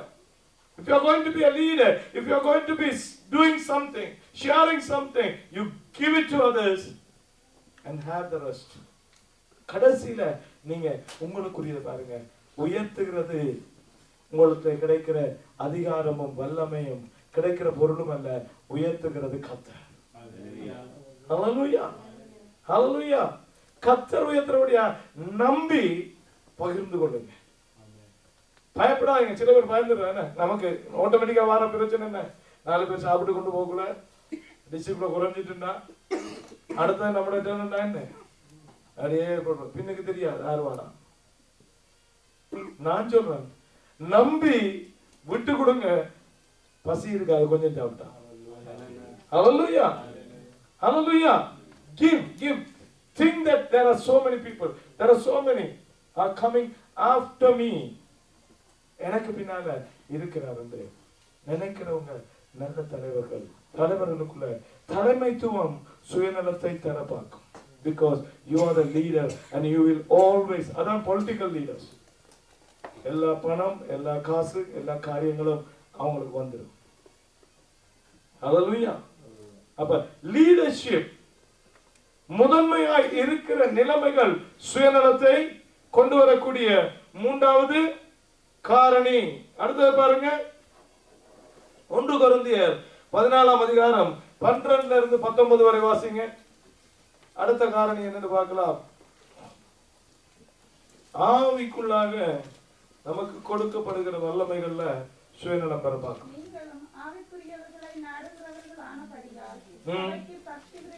1 கொரிந்தியர் 14 சொல்லிட்டு முடிக்கல போல இருக்கு. 12 இருந்து 19 வரை. 1 கொரிந்தியர் 14 12 இருந்து 19 வரை. சில பேர் ரோமரை வச்சுட்டு அதை கொரிந்தியர் பார்க்கிற வரை பார்த்துட்டு இருக்காங்க, எனக்கு தெரியும். எடுங்க 12 கொரிந்தியர். இதுக்கெல்லாம் வழிபாடு தேவையில்லை.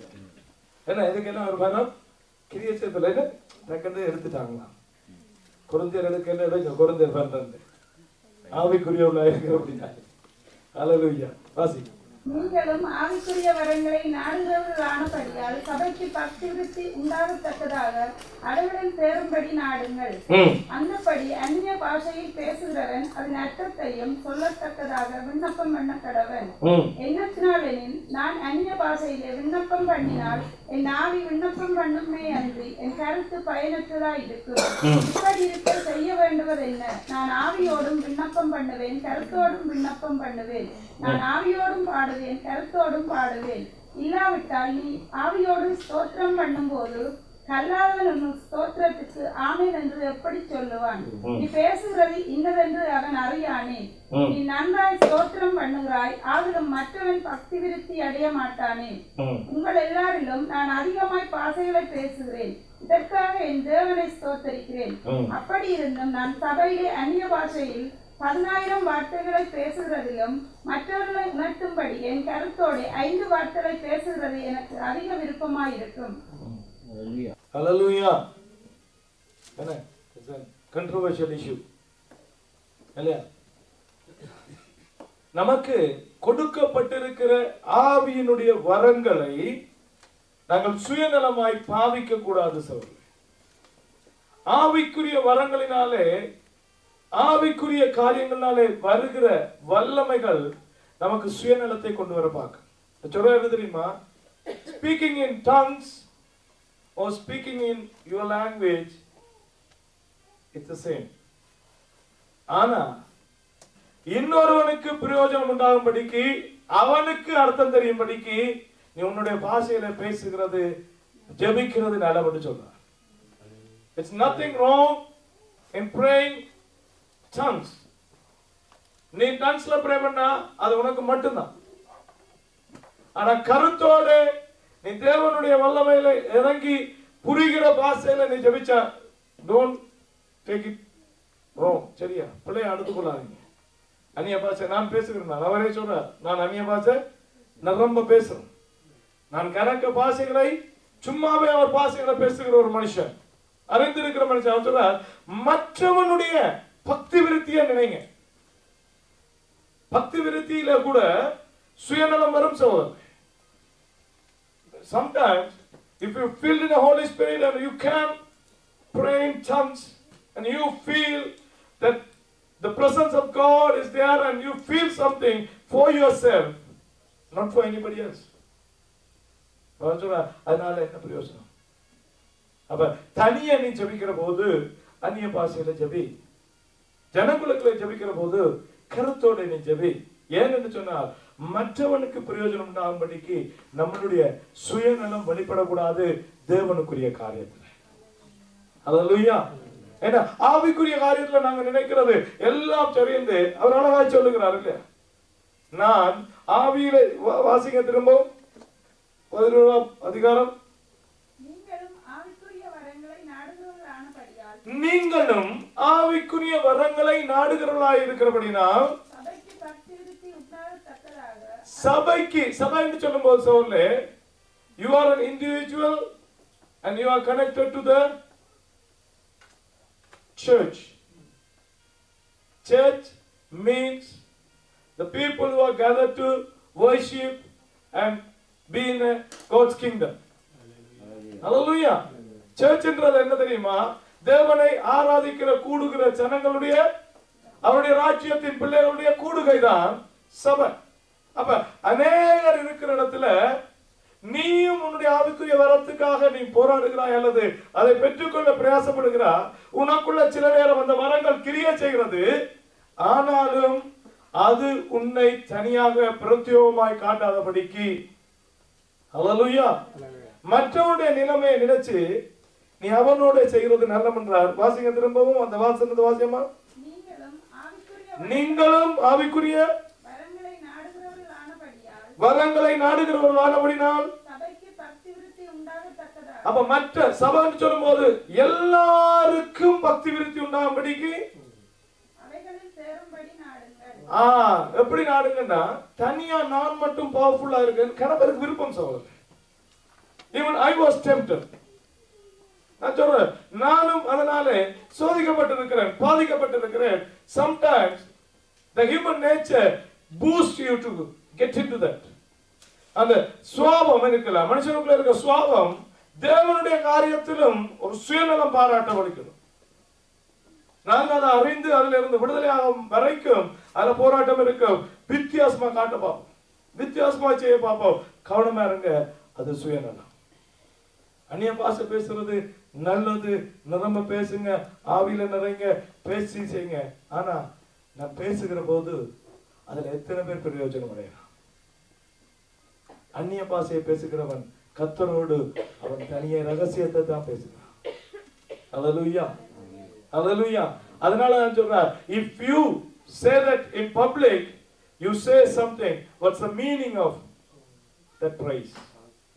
நீங்க ஜனத்துக்கு நடுவுல சத்தமாய் அந்நிய பாஷையில உயர்த்தி உட காரியத்தை சொல்லி தேவனோடு இடைப்படுகிறீங்களா? There's nothing wrong with that, but you interpreted what you said in tongues. அல்லேலூயா. நீங்க அத மொழிபெயருங்க என்று சொல்லுகிறார். உங்களுக்கு தெரிஞ்ச பாஷையில நீங்க வியாக்கியானம் பண்ணுங்க. இல்லாட்டி நீங்க என்னவோ செய்தீங்கன்னு தெரியும். இப்ப கொஞ்சம் கொஞ்சமா இருக்கிற விசுவாசிக்கு தெரியும். அவர் சொல்ற, if somebody is new, பாருங்க இவ்வளவுத்தையும் பெற்றுக்கொண்டவர். அவர் அடிக்கடி சொல்லக்குள்ள அதை சொல்ற என்ன தெரியுமா? 3ஆம் வானம் வரைக்கும் போன மனுஷனை நான் அறிவேன். அவர் தான் அது. இவரே தான் சொல்றார். கொரிந்தியர் 13ஆம் அதிகாரத்துல இதை சொல்லிக் கொண்டு போய்தான் இதெல்லாம் சொல்லிக் கொண்டு தான் சொல்றார் இல்லையா? என்னுடைய நான் தூதர் பாஷைகளை பேசினாலும் மலைகளை பிரட்டத்தக்க விசுவாசம் எனக்குள்ளே இருந்தாலும் என்னை சுட்டரிக்க கொடுத்தாலும் அன்பு எனக்கு இராவிட்டால் நான் ஒன்றும் இல்லை. ஏனென்றா அந்த பிரஸ்நேகம், அந்த அன்பு. நான் தூதர் பாஷை பேசிட்டு if I don't have something to share with somebody, I am nothing. I can talk angels language. என்ன நடக்க போகுது? நான் ஒன்றும் இல்லை. மங்கள பானைக்குள்ள கேட்கிற சத்தம் போல இருப்பேன் என்ற வெறும் கை தாள ஓசை போல இருப்பேன் சொல்ற. That's a sound, only the sound. அப்ப அவர் என்ன சொல்றாருன்னா, புதியவங்க பலவீனமானவங்க இவங்கள் எல்லாம் தோற்று போகாதபடிக்கு உன்னுடைய ஆவிக்குரிய வளர்ச்சியும் வல்லமைகளும் சுயநலம் பெற்றதாய் இருக்க வேண்டும். ஹல்லேலூயா, ஹல்லேலூயா. நீங்க வளர வேணாம்னு சொல்லுங்க, நீங்க வளருங்க. அதான் சொல்ற, நீ ரகசியமாய் தேவனோடு பேசுகிறாய், அது உன்னுடைய பக்தி விருத்தி. இன்னொருவனுக்கு பக்தி விருத்தி உண்டாக நான் கருத்தோடு 5 வார்த்தை சொன்னாலும் நல்ல பண்ற. அரமணத்தால நீ தனியா உண்ட பக்தி விருத்திக்காக அந்நிய பாஷையில நிறைந்து கர்த்தரை துதிக்கிறியா? நல்லது. ஆனா அதை பார்க்கிலும் சுயநலமற்று பகிர்ந்திருக்கிற பக்தி, அந்த ஆசீர்வாதம், அந்த வரம் 5 வார்த்தையில அர்த்தம் உள்ளதாக ஒருவனுக்கு சொல்றது நல்லது. இப்ப வாசிங்க, அடுத்த வசனங்களை வாசிமா. அந்தபடி அந்நிய பாஷையில் பேசுகிறவன் அதன் அர்த்தத்தையும் சொல்லத்தக்கதாக விண்ணப்பம் பண்ண கடவன். என்னத்தினாலெனில் நான் அந்நிய பாஷையிலே விண்ணப்பம் பண்ணினால் என் ஆவி விண்ணப்பம் பண்ணுமே அன்றி என் கருத்து பயனற்றதா இருக்கும். இப்படி இருக்க செய்ய வேண்டுவது என்ன? நான் ஆவியோடும் விண்ணப்பம் பண்ணுவேன், கருத்தோடும் விண்ணப்பம் பண்ணுவேன். நான் ஆவியோடும் பாடுவேன், கருத்தோடும் பாடுவேன். இல்லாவிட்டால் நீ ஆவியோடு ஸ்தோத்திரம் பண்ணும் போது கல்லாதவன் உன் ஸ்தோத்திரத்துக்கு ஆமென் என்று எப்படி சொல்லுவான்? அப்படின்னு பாருங்க, 2-3 பேர் ஒரு ஜெபத்துல சேர்ந்தா தான், ஒருமனப்பட்டா தான் அங்க தேவன் வந்து வாசம் பண்ணுகிறார். நீ ஜெபிக்கிறாய், தேவனிடத்துல விண்ணப்பம் பண்றாய். அப்ப இன்னொருவன் ஆமென் என்று சொல்லி உன்னோட ஜெபத்தோடு சேர அவனுக்கு விளங்காத பேசி கொண்டிருக்கல என்ன பிரயோஜனம்? அதை விட விளங்குற பாஷையில பேசி 2 பேரும் நாங்க ஒருமனப்படுகிற போது கர்த்தர் அங்கே இருக்கிறார். ஹல்லேலூயா. அதான் சொல்லுவாங்க, அந்நிய பாஷை பேசுங்க, ஆவியில நிறைங்க. ஆனா ஜனங்களுக்குள்ள சபையில சொல்ல இதை செய்யுங்க. கல்லாதவன் ஒருவன் வந்தா, விஷயம் புரியாமல் ஒருவன் வந்தா, யோசிச்சு பாருங்க. நாங்க எல்லாம் சேர்ந்து ஆவியில நிறைஞ்சு பேசிக்கொண்டு ஆளுங்க சொல்ல யோசனை கதைக்கிறான். இவர் ஒன்று சொல்றாரு, அவர் ஒன்று சொல்றாரு, இவர் ஒன்று சொல்றாரு, சரிதான். அப்ப இத நீங்க மைண்ட்ல வைங்க. என்னன்னா that is also the selfishness. ஆவியினுடைய வரத்துல ஒரு சுயநலம் இருக்கு. கவனமா இருங்க சகோதரர்களே. ஆவியினுடைய காரியத்துல சுயநலம் இருக்கு, வல்லமைகள்ல சுயநலம் இருக்கு. நான் தான் செய்யணும், நான் தான் எழுப்பணும். I was challenged in my spirit. ஒரு எக்ஸ்பீரியன்ஸ் சொல்றேன். அந்த சிஸ்டர் சிக்கா இருந்தாங்க. அந்த சிஸ்டர் சிக்கா இருக்கக்குள்ள they called me. நான் தான் முதல் போன ஆள். போய் ஜெபிக்கக்குள்ள மைண்ட்ல வருது தானே, நாம ஜெபிச்சு எழும்பிரோம்.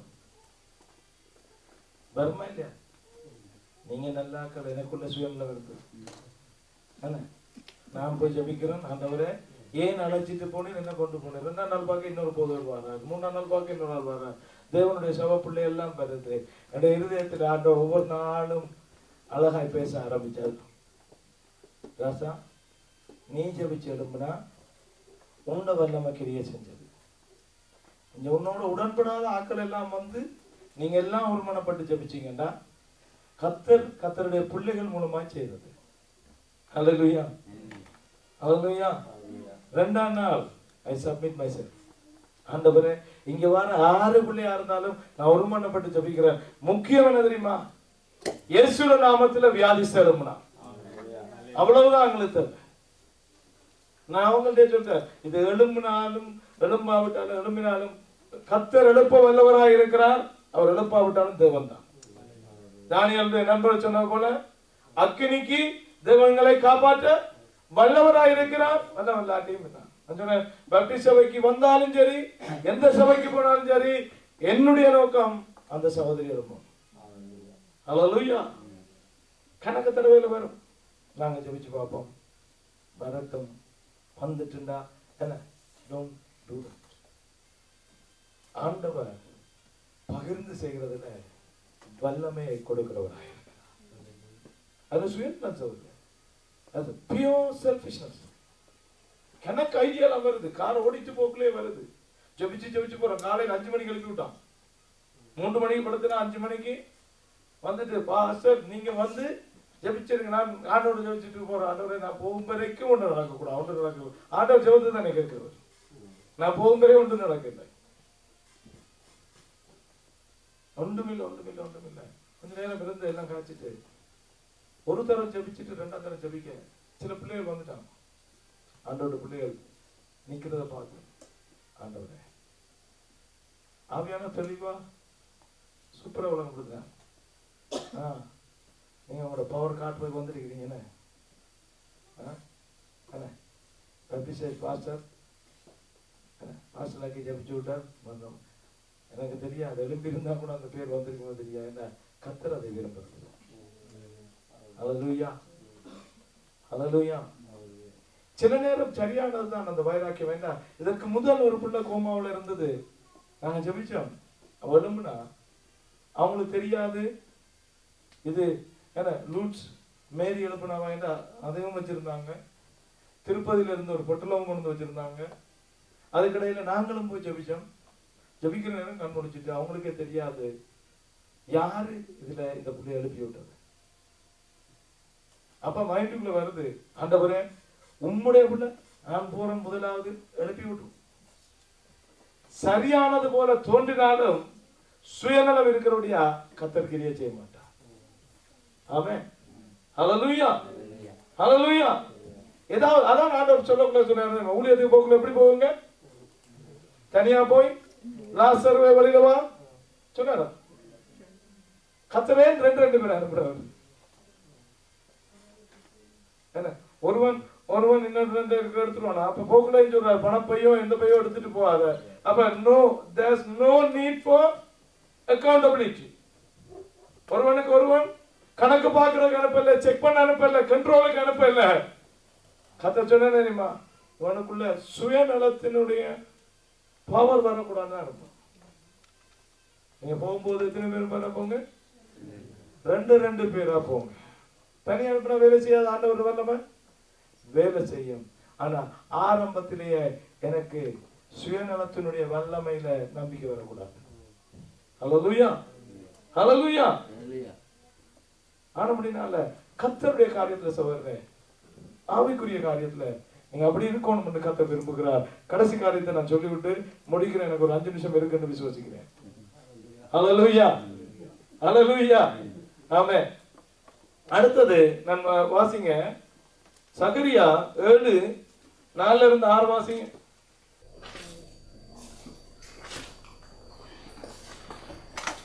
அப்பொழுது சேனைகளுடைய கர்த்தரின் வார்த்தை எனக்கு உண்டாகி, அவர் தேசத்தின் எல்லா ஜனத்தோடும் ஆசாரியர்களோடும் சொல்ல வேண்டியது என்னவென்றால், நீங்கள் இந்த 70 வருஷமாக 5ஆம் மாதத்திலும் 7ஆம் மாதத்திலும் உபவாசம் பண்ணி துக்கம் கொண்டாடின போது நீங்கள் எனக்கென்றுதான உபவாசம் பண்ணினீர்கள். நீங்கள் புசிக்கிற போதும் குடிக்கிற போதும் உங்களுக்கென்றல்லவா புசிக்கிறீர்கள், உங்களுக்கென்றல்லவா குடிக்கிறீர்கள். என்ன தெரியுமா, கர்த்தருடைய பண்டிகையில நாங்க சுயநலமா இருக்கக்கூடாது. ஹல்லேலூயா. When we have the feast, அதுல சுயநலம் வரும் எங்களுக்கு. ஆண்டவர் நீங்க எனக்காகவா இருந்தீங்க. போய் பாருங்க 58ஆம் அதிகாரம் ஏசாயாவுடைய புத்தகத்துல அவர் உபவாசத்தை குறித்து சொல்லும்போது சொல்றார், நீங்க ரெட்டுடுத்தி சாம்பல்ல இருக்கிறதையா நீங்க உபவாசம் என்று சொல்றீங்க, நான் அதை சொல்லல. உங்க முகத்தை நீங்கள் மற்றவர்களுக்கு மறைக்கிறதும் இல்லையா, ஆடை இல்லாதவனுக்கு ஆடை கொடுக்கிறதும், வீடு இல்லாதவனுக்கு வீட்டில சேர்த்துக் கொள்ளுகிறதும், உன் அயலவனுக்கு உன்னையும் மறைத்துக் கொள்ளாததும் அல்லவா எனக்கு பிரியமான உபவாசம். When you do things for God, beware of that. Are you doing something selfish? கர்த்தருக்குள்ள நான் ஒரு கிரியை ஒரு காரியத்தை நடப்பிக்கிற போது சோதரே எனக்குள்ள சுயநலம் வர காரணம் இருக்கு. 58ஆம் அதிகாரத்தை எடுங்க. ஏசாயா 58ல பாருங்க, உபவாசம் தான். ஆனா எப்படிப்பட்ட உபவாசம்? எனக்கென்று செய்கிற உபவாசம். கொண்டாட்டம் தான், பண்டிகை தான், எங்களுக்கு என்று செய்கிறது. அதனாலதான் அங்கே நெகேமியா அலங்கத்தை கட்டி முடித்து அந்த காரியத்தை அவன் திறந்த போது இல்லையா, அன்னைக்கு நடந்த ஃபெஸ்ட்ல எஸ்ரா சொல்லுகிறான், இன்றைக்கு நீங்க எல்லாரும் குடித்து மகிழ்ந்து புசித்து மீதியானதை இல்லாதவர்களுக்கு கொண்டு கொடுங்க. So many times we rejoice in God and we were so selfish. We eat together, we feast together, but we don't think about others. Hallelujah. வாசிங்க இருக்கா? மனுஷன் பாருங்க உபவாசத்துக்கு தான் வந்து இருக்கிறான். ஆண்டவர் ஒரு காரியம் செய்யணும் வேண்டாம். இப்போ இந்த வகை பிசாசுகள் உபவாசமும் ஜெபமும் இல்லாம ஓடாது. சில தடைகள் அணைகள் உடைக்கப்படாது. உங்களுக்கு ஆசீர்வாதம் வராது. அதுக்காக நீ உபவாசம் பண்ணணும். ஆனா நீ எப்படி உபவாசம் பண்றாய்? You are so selfish that blessing has to come to you. வாசிங்க, நீ எப்படி உபவாசம் பண்றியா?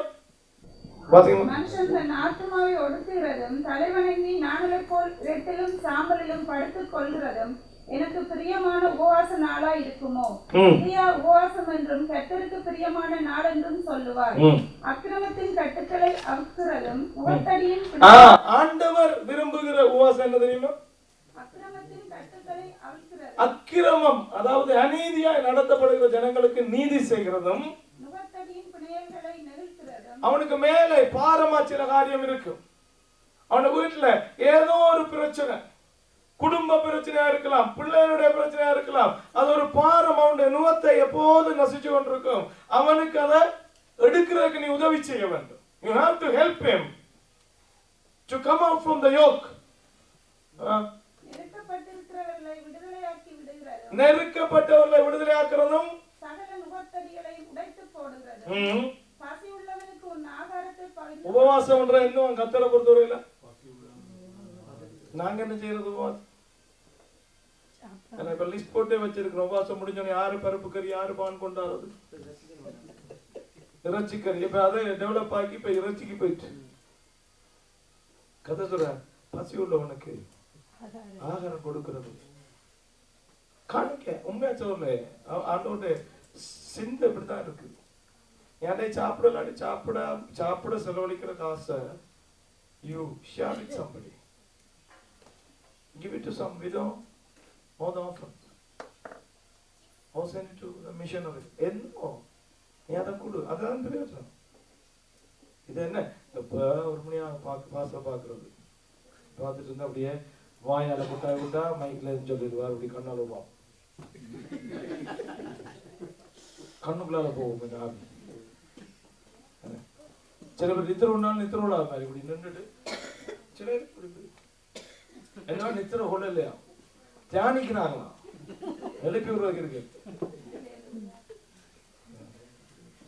இப்படி இடையில தலையாட்டுறது, தலையாட்டி காட்டுறதுன்னா நான் நித்திர உருவாக்கேன். கத்த சொல்ற, இது உபவாசம் இல்லை, இது ஆண்டவருக்காக செய்யறாங்க. ஆனா இது நான் ஏற்றுக்கொள்றது இல்லை. பசு உள்ளவனுக்கு ஆகாரம் கொடுக்கறதும்